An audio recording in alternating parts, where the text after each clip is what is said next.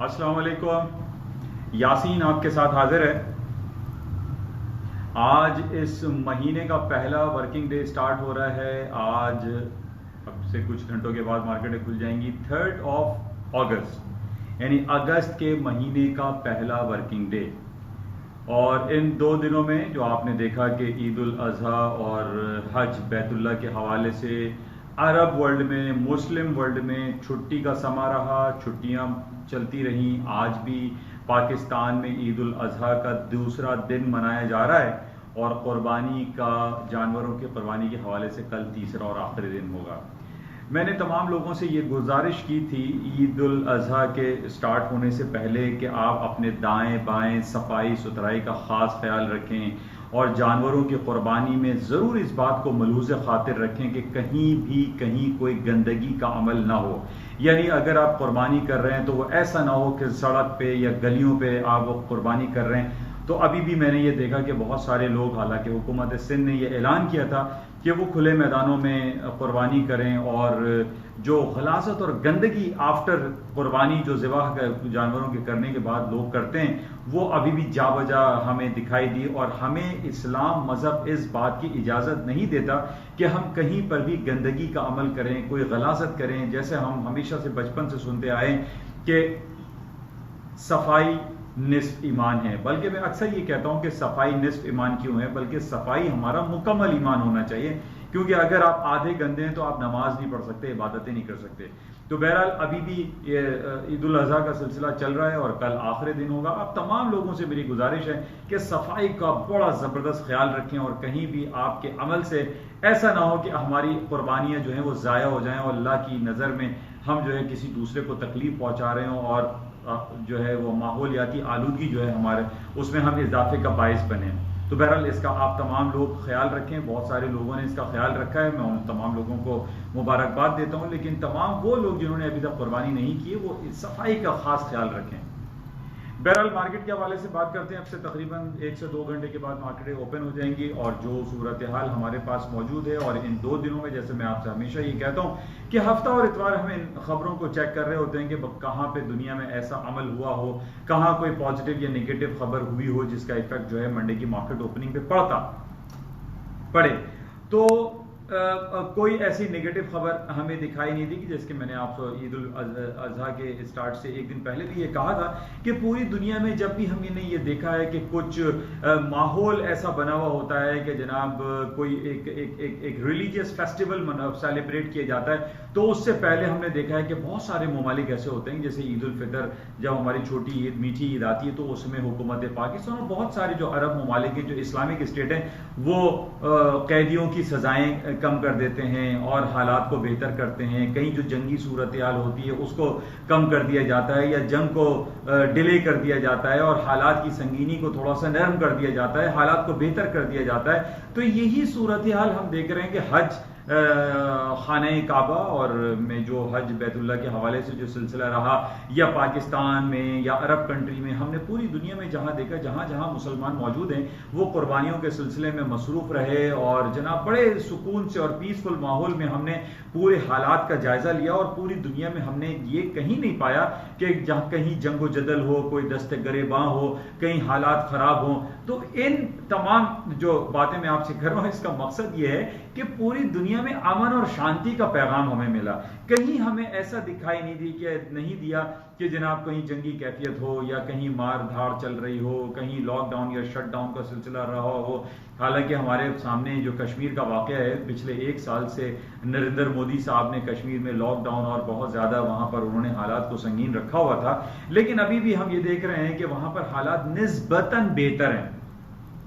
तो इन पूरे माहौल का जब हम जायजा लेते हैं और इसका इफेक्ट मार्केट के ऊपर हम चेक करते हैं तो हमें यह दिखाई देगा कि ईद उल अजहा और हज बैतुल्लाह के हवाले से जो भी सिलसिला रहा वो बड़ा खूबसूरत और बड़े अमन और शांति के साथ हवाले से रहा। पूरी दुनिया में बड़े अच्छे अंदाज में ईद उल अजहा का जो कुर्बानी का सिलसिला था और जो हमारी फेस्टिविटीज़ थी वो बहुत अच्छे अंदाज में हुई, तो इसका इफेक्ट जो है लाजमी स्टॉक मार्केट पे पड़ता है, पूरी दुनिया की मार्केटों पे पड़ता है और एक पॉजिटिव इफेक्ट मार्केट में आता है।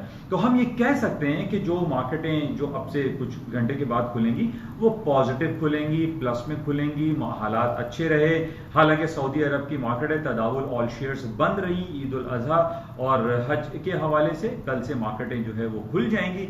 और इसके साथ ही जो हमारे पास TA स्टॉक इंडेक्स होता है तल अवीब इसराइल का, तो इसराइल की मार्केट नॉमिनल मार्जिनल प्लस में रही, जो कि हमें इशारा दे रही हैं कि हालात साजगार हैं, बेहतर हैं और इंशाल्लाह उम्मीद ये की जा रही है कि हालात बेहतर रहेंगे।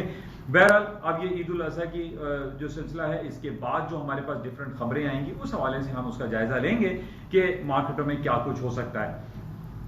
अच्छा, मार्केट में जो पिछले हफ्ते हमारे पास सिलसिले रहे उसमें जो वीकेंड से पहले हमारे पास जो पिछला हफ्ता चला उसके अंदर सबसे बड़ी इंपॉर्टेंट जो अर्निंग रिपोर्ट्स थी वो AAAs की थी, यानी Amazon, Apple, Alphabet, Google and Facebook. इन तमाम की रिपोर्ट्स बड़ी ज़बरदस्त आई और मैंने आपसे ये कहा था कि ये ट्रिलियन डॉलर, अरबों खरबों डॉलरों की जो कंपनीज हैं, इनकी तमाम रिपोर्ट जो आनी है पिछले 6 महीने का या 3 महीने का जो क्वार्टरली रिपोर्ट आई थी वो ज़बरदस्त आने की फोरकास्ट थी। और हमारे पास कुछ ऐसी ही खबरें आई कि अमेजॉन का जो रिकॉर्ड आया, जो रिपोर्ट आई, जो क्वार्टरली रिपोर्ट आई, उसने अपने तमाम पुराने रिकॉर्ड तोड़ दिए और ज़बरदस्त किस्म की जो है उसकी रिपोर्ट्स आई।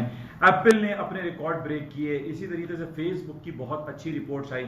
तो मैंने आपको इन तमाम कंपनीज का मवाजना किया था। जो हमारे पास फ्राइडे को 2 बड़ी कंपनी जो कि एनर्जी सेक्टर की कंपनी थी, शेवरॉन और एक्सॉन मोबिल। शेवरॉन देखिए, मैंने आपको एक तज्जियाती एक तहरीर भी लिखी थी, मैंने आपसे ये कहा था कि हमें इस बात को समझने की बड़ी जरूरत है कि जनाब फ्राइडे को हमने थोड़ी देर के लिए देखा कि स्टॉक मार्केट थोड़ा सा माइनस हो गई थी, डाउन हो गई थी, लेकिन क्लोजिंग हाई पे गई थी। अच्छा, निगेटिव आने की वजह क्या थी कि एक्सॉन मोबिल और शेवरॉन की जो रिपोर्ट्स आई थी वो खराब आई थी। खराब आने की वजह क्या थी? क्योंकि पिछले 6 महीने से कोरोना वायरस पैंडेमिक की वजह से पूरी दुनिया लॉकडाउन और शटडाउन में थी और पेट्रोल का इस्तेमाल, एनर्जी सेक्टर का इस्तेमाल बहुत कम हुआ, जिसकी वजह से ये एक्सपेक्टेशन थी कि स्टॉक मार्केट डाउन साइड पर आ जाएंगी after the result of Exxon Mobil और शेवरॉन, जो कि दुनिया की बड़ी तरीन एनर्जी और पेट्रोल की कंपनियों को गिर जाना जाता है। अच्छा, इसी के साथ ही मैंने आपसे ये जिक्र किया था कि हम अगर कंपैरिजन में जाते हैं कि फेसबुक, अमेजॉन, एप्पल और अल्फाबेट, गूगल, जिनका रिपोर्ट्स बहुत जबरदस्त शानदार आई थी, उनसे अगर शेवरॉन और एक्सॉन मोबिल का आप मवाजना करें तो आप बिल्कुल हैरान और अचंभे में आ जाएंगे कि ये क्या है।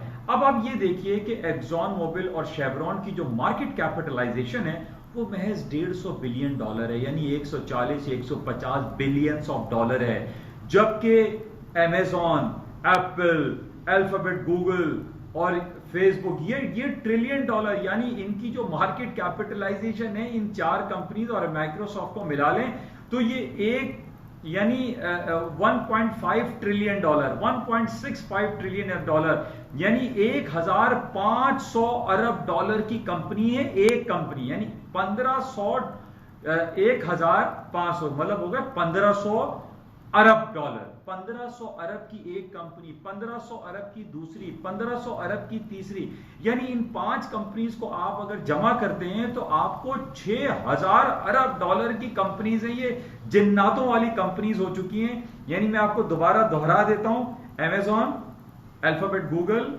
एप्पल, फेसबुक, माइक्रोसॉफ्ट, ये 5 कंपनी, नेटफ्लिक्स लगा लीजिए या IBM है, इंटेल है, ये वो जिन्नातों वाली कंपनीज हैं जिनकी अरबों खरबों डॉलरों की मार्केट कैपिटलाइजेशन है। अब इसका मवाजना अगर आप एक्सॉन मोबिल, जो कि $150 अरब डॉलर की कंपनी है, 140 अरब डॉलर की कंपनी है, तो इनका कोई कंपैरिजन है ही नहीं।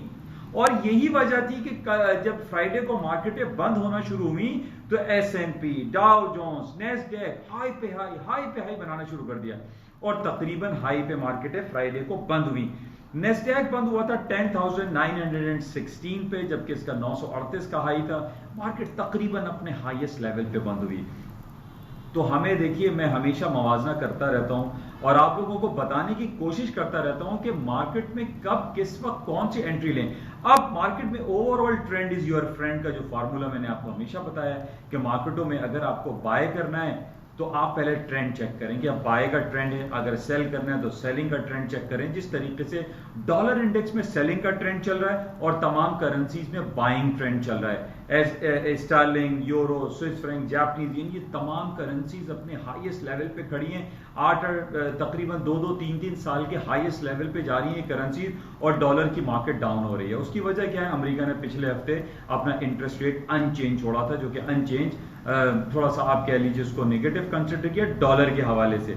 और अभी जो इंडिकेशन जैसे कि फेडरल रिजर्व बैंक के चेयरमैन ने कहा था कि वो किसी भी हद तक जा सकते हैं, और अगर उनका इशारा यही था, किसी भी हद तक जाने का मतलब ये था कि अगर डॉलर के इंटरेस्ट रेट को कट करने की जरूरत पड़ी तो वो इंटरेस्ट रेट कट कर डालेंगे। उसमें कोई जरूरी नहीं है कि 45 डेज के बाद एफओएमसी की मीटिंग होगी तो उसी में रेट कट किया जाएगा। रेट किसी भी वक्त भी कट हो सकता है। तो इन बेसिस पे हम देख रहे हैं कि डॉलर की कदर कीमत में कमी वाकई हो रही है, जबकि ये तमाम जितनी प्राइम करेंसीज हैं ये हाईएस्ट लेवल पे चलती चली जा रही है, जिसमें बरतानवी करेंसी, यूरोपियन यूनियन की euro currency, Swiss franc and Japanese yen सर फहरिस्त हैं। जबकि हम देख रहे हैं कि ऑस्ट्रेलियन डॉलर, कैनेडियन डॉलर, इनमें भी कुछ तेजी हमें दिखाई दे रही है। तो बहरहाल ये हमारे पास बड़ा इंपॉर्टेंट होता है कि इन हफ्ते अतवार में जो मैंने आपको एक समा बांधा है कि जनाब पूरी दुनिया की स्टॉक मार्केटों में तेजी ही रहेगी। उसकी वजह यह है कि ये दुनिया में जो इस्लामिक वर्ल्ड में हज और बैतुल्लाह के हवाले से ईद उल अज़हा की छुट्टियां थी बड़े अमन और शांति के साथ गुजरी, चाहे वो इस अफगानिस्तान का सिलसिला हो या इसराइल का और फलस्तीन का सिलसिला हो या यमन और सऊदी अरब के हवाले से हो। ये तमाम जगहों पे पिछले दिनों आर्मीनिया और आज़रबाईजान या लीबिया और मिस्र में जो हालात संगीन थे वो भी थोड़ा सा थम गए। उसकी वजह क्या है कि ईद उल अज़हा जब भी दुनिया में कहीं कोई फेस्टिवल होता है तो हालात बेहतर हो जाते हैं। इसको समझने की बहुत ज़्यादा ज़रूरत है। अच्छा, मैं आपको जैसे ट्रेंड इज योर फ्रेंड वाली मैंने बात आपसे कही थी, और उसके साथ ही हमारे पास एक 3-4 बायो यानी फार्मास्यूटिकल कंपनीज हैं, जिसमें फाइजर है, बायो एनटेक है और आई नोविया है। ये फार्मास्यूटिकल कंपनीज हैं। इनकी शेयर की वैल्यू बेतहाशा बढ़ चुकी है, बिल्कुल इसी तरीके से जिस तरीके से अमेजॉन, एप्पल, फेसबुक, माइक्रोसॉफ्ट और नेटफ्लिक्स ये सब बढ़ चुके हैं इन कोरोना वायरस की वजह से। जैसे मैं पहले भी आप लोगों को सब कह चुका हूं कि अमेरिका के जो नेस्डैक इंडेक्स है उसमें 35% कंपनी जो है फार्मास्यूटिकल कंपनीज हैं, जो कि कोरोना वायरस वैक्सीन की वजह से तेजी की शिकार हैं। और इसी तरीके से जितनी भी आपकी बायोटेक कंपनीज हैं, यानी big tech company, big tech company है जो मैंने आपसे नाम लिया, जो फैंग ग्रुप भी कहलाती है, इनके शेयर्स की कीमत है जो कि नेस्डैक में 65% कवर करती हैं, ये हायर साइड पे, और इसी वजह से स्टॉक मार्केट में तेजी ही दिखाई दे रही है। अच्छा, इसके साथ ही हमारे पास इस हफ्ते की बात हम थोड़ा कर लेते हैं ताकि आप लोगों को अपने पोर्टफोलियो मैनेज करने में थोड़ी सी आगाही फराहम होती रहे। उसमें इंपॉर्टेंट ये है कि ये हफ्ता हमारे पास ज़ाहिर है अगस्त का महीना शुरू हो चुका है। पाकिस्तान का यौम आज़ादी का जो है ये महीना है, और पाकिस्तान की स्टॉक मार्केट भी माशाल्लाह से 39,000 और 40,000 के करीब अब आ रही है। अच्छा, इसके अलावा हमारे यहाँ जो इम्पोर्टेंट न्यूज़ है अमेरिका की जॉब के हवाले से, अमेरिका की जॉब रिपोर्ट आएगी फ्राइडे को, थर्सडे को वीकली होगी और फ्राइडे को मंथली जॉब रिपोर्ट है, जो कि अभी कुछ कहना कबल इस वक्त होगा, लेकिन आप लोग जहन में रखिएगा कि ये बहुत बड़ी रिपोर्ट है और इनकी रिपोर्ट पर मार्केट में रद्दोबदल, अप्स एंड डाउन्स आ सकते हैं। अच्छा, एक बड़ी इंपॉर्टेंट खबर रह गई आपको बताने के लिए, वो है एलन मस्क टेस्ला गाड़ियों के हवाले से।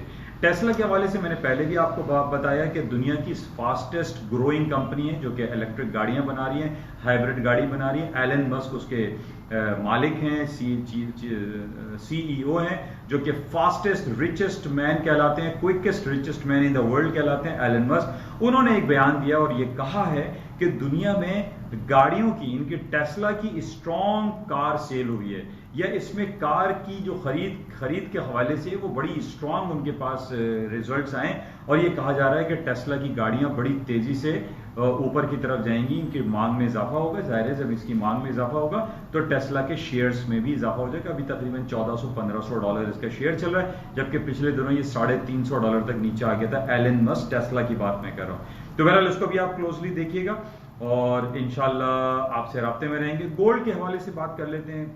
जाहिर है मेरे पास बहुत सारे आप लोग गोल्ड वाले हैं। गोल्ड की कीमतें तकरीबन आप देख रहे हैं कि $2000 दिसंबर कॉन्ट्रैक्ट पहुंच चुका है। स्पॉट मार्केट में फ्राइडे को जो क्लोज हुआ था वो 1976 पे बंद हुआ था।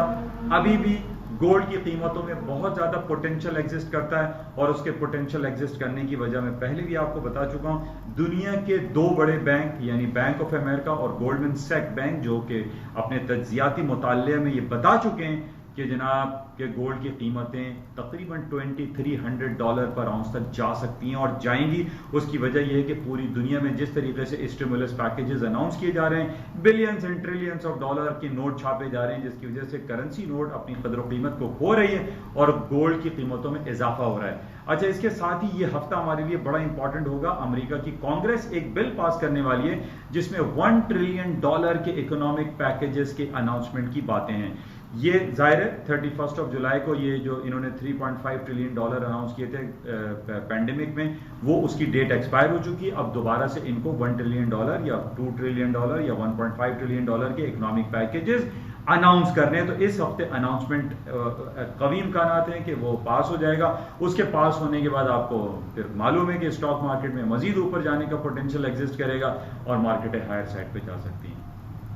तो बहरहाल ये आपके साथ थोड़ी सी मुलाकात रही, और ओवरऑल जो परसेप्शन है, ओवरऑल जो सराउंडिंग है, ओवरऑल जो एक समा बंधा हुआ है वो यही है कि स्टॉक मार्केटों में तेजी, सोने में तेजी, और तमाम करेंसीज भी हायर साइड पे जा रही हैं। थोड़ा सा मार्केट में वॉल्यूम स्लो रहेगा क्योंकि कल पहला दिन होगा, पूरा अरब वर्ल्ड भी तकरीबन खुल जाएगा। Abu Dhabi, Dubai, Arab country में कल ईद उल अजहा और हज के हवाले से छुट्टियां खत्म हो जाएंगी। कल से मार्केट नॉर्मल ओपन हो जाएंगी। इंशाल्लाह राब्ते में रहेंगे। कल सुबह की मॉर्निंग ब्रीफिंग में दोबारा आपसे हाजिर होगी, उसमें हम देखेंगे कि मार्केट में क्या मूवमेंट रहती है। आप तमाम लोगों से ये गुजारिश मेरी हमेशा रहती है कि प्लीज़ इस YouTube चैनल को आप सब्सक्राइब करें, लाइक करें, शेयर करें और इसको ज़्यादा से ज़्यादा फैलाइए।